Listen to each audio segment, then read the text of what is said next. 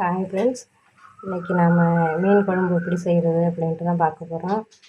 அதுக்கு தேவையான பொருட்கள் என்னென்ன அப்படின்ட்டு ஃபஸ்ட்டு சொல்லிடுறேன். சின்ன வெங்காயம் ஒரு 3 வெங்காயம் எடுத்து வச்சுருக்கேன். அடுத்தது ஒரு 2 தக்காளி பழம், ஒரு 5 பச்சை மிளகாய், கொஞ்சமாக கருவேப்பிலை, சின்னதாக ஒரு மாங்காய் எடுத்து வச்சுருக்கேன். இதுதான் நமக்கு இன்றைக்கி தேவையான பொருட்கள். அப்புறம் பார்த்தாக்கா ஒரு 3/4 கிலோ அந்த அளவுக்கு மீன் எடுத்து வச்சுருக்கேன். அரை மூடி அளவு தேங்காய் பைன் பேஸ்ட்டாக அரைச்சி வச்சுருக்கேன். நல்லா நைஸாக அரைச்சிக்கோங்க. அடுத்தது பார்த்திங்கன்னா 1.5 லிட்டரு தண்ணி.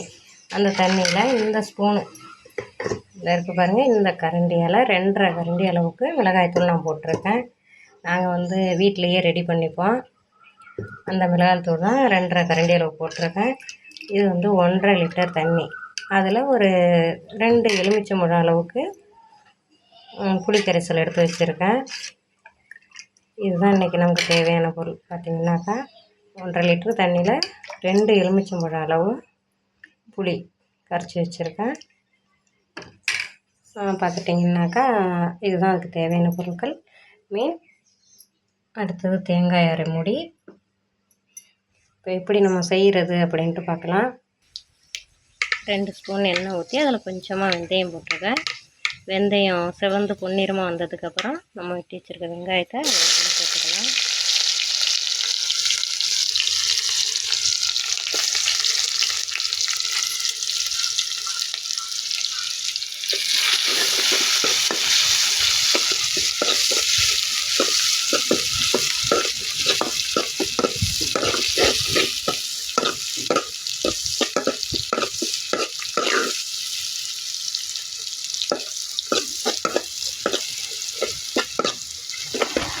வெங்காயம் நல்லா வதங்கி வந்ததும் அது கூட தக்காளி சேர்த்துக்கலாம்.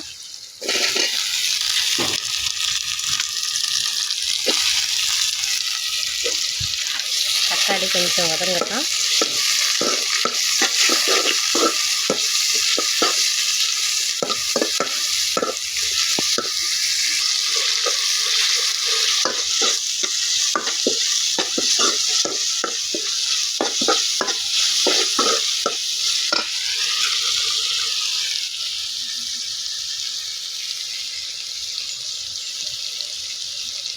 அதுக்கப்புறம் கொஞ்சமாக கருவேப்பிலையும் சேர்த்து நல்லா கிண்டி வச்சுக்கணும். எல்லாமே நல்லா வதங்கி வந்துருச்சு. இப்போ நம்ம சேர்த்து வச்சுருக்க புளி, மிளகாய்த்தூள், கரைசல் இதை அது கூட சேர்த்துக்கலாம். இது பாருங்கள், அதை இது கூட சேர்த்துக்கிறேன்.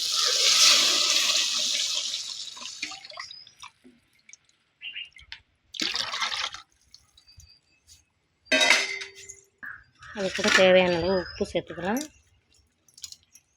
சேர்ந்து நல்லா கொதிக்கட்டும். அது வரைக்கும் நம்ம கொஞ்சம் வெயிட் பண்ணலாம்.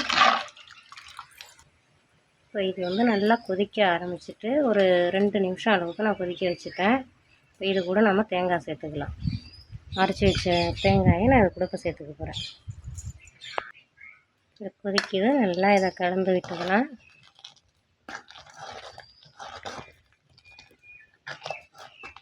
இது நல்லா கொதித்து வரட்டும். இது கூட நம்ம வெட்டி வச்சுருக்க மாங்காயை சேர்த்துக்கலாம். கொஞ்சம் மாங்காய் வேகட்டும். இப்போ எல்லாம் போட்டு நல்லா கொதிக்க ஆரம்பிச்சிட்டு இப்போ நம்ம வெட்டி வச்சுருக்க மீனை அது கூட சேர்த்துக்க வேண்டியதுதான்.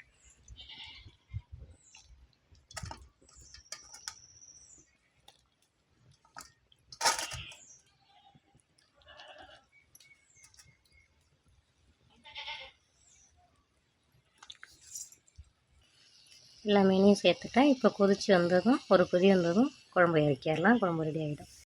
அவ்வளோதாங்க. மீன் குழம்பு நல்லா கொதித்து வந்துருச்சு. மீனும் நல்லாவே வெந்துருச்சு.